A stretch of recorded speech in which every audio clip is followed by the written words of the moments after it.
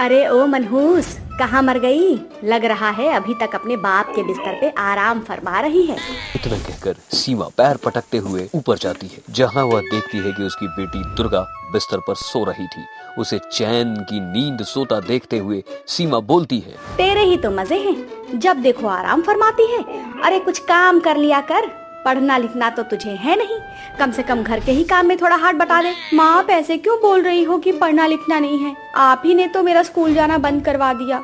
और रही काम की बात, तो घर पर सारा काम तो मैं ही करती हूँ। अच्छा, तो अब तू जबान बढ़ाएगी? हाँ, रुक रुक, तुझे मैं अभी सबक सिखाती हूँ। सीमा दुर्गा को मारने ही जाती है कि तभी दुर्गा के पिता रंजन वहाँ आ जाते हैं और सीमा से बोलते हैं, अरे सीमा, सुबह सुबह तुम अपनी बेटी के कमरे में हो, और ऐसा भी कौन सा माँ और बेटी का प्यार बढ़ रहा है जो तुम मुझे छोड़ अपनी बेटी के ही पीछे लगी रहती हो?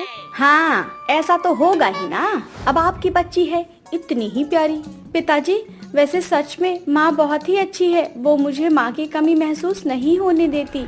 मुझे अपनी माँ को याद करने का समय ही नहीं मिलता।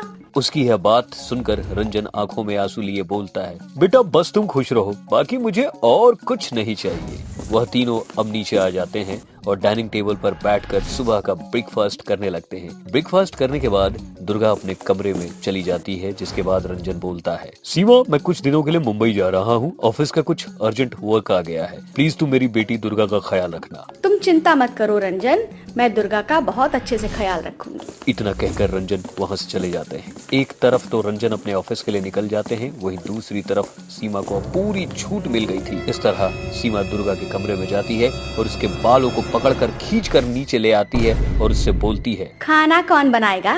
तेरा बाप, जो आराम से ऊपर बैठकर आराम फरमा रही है। मम्मी, मेरी तबीयत नहीं ठीक है। हाँ हाँ, तेरे ही तो ऐसे नखरे हैं। अपनी माँ की जिद देखकर बेचारी उठती है और घर का सारा काम करने लगती है। कुछ समय बाद वह काम करके सोफे के ऊपर बैठती है कि तभी उसकी माँ उससे बोलती है, हे भगवान, ये मनहूस पता नहीं मेरा पीछा कब छोड़ेगी। माँ, मेरी बहुत ज्यादा तबीयत खराब हो रही है, चलिए ना, मुझे दवाई दिलवा दीजिए प्लीज। हाँ हाँ ठीक है, तेरे को दवाई दिलवा दूंगी, लेकिन पहले मेरे लिए गर्म पानी करके ला। जा, मेरा गला खराब हो रहा है, मुझे गर्म पानी से गरारे करने हैं। उसकी यह बात सुनकर दुर्गा अब गर्म पानी करने लगती है। वह पानी को ग्लास में डालने लगती है और पानी डालते डालते उसका पैर फिसल जाता है, जिस वजह से गर्म पानी उसके हाथ के ऊपर गिर जाता है। जैसे ही वो गर्म पानी गिरता है तभी उसका हाथ बुरी तरह झुलस जाता है और वह चीख चीख कर रोने लगती है। उसकी आवाज सुनकर सीमा किचन में जाती है और उसको इस हालत में देखकर लाठी से मारने लगती है। सीमा दुर्गा को इतना मारती है कि वह बेहोश हो जाती है। दुर्गा को बेहोश होता देख सीमा डरते हुए खुद से बोलती है, हे भगवान, इसको क्या हो गया? अरे मैं इसको जल्दी से दवाई दिलवा दूं, वरना ये मुझे फंसा देगी।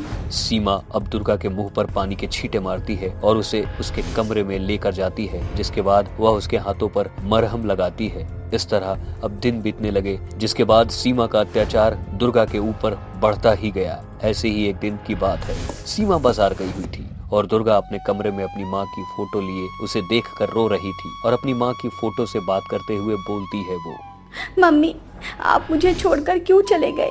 ये नई मम्मी अच्छी नहीं है, ये मुझे बहुत मारती है। देखो देखो, आपकी छोटी सी दुर्गा का हाथ भी जला दिया। वो मुझसे सारा काम करवाती है, मुझे स्कूल भी नहीं भेजती। दुर्गा खुद से यह बात बोल रही थी कि तभी यह सब रंजन सुन लेता है।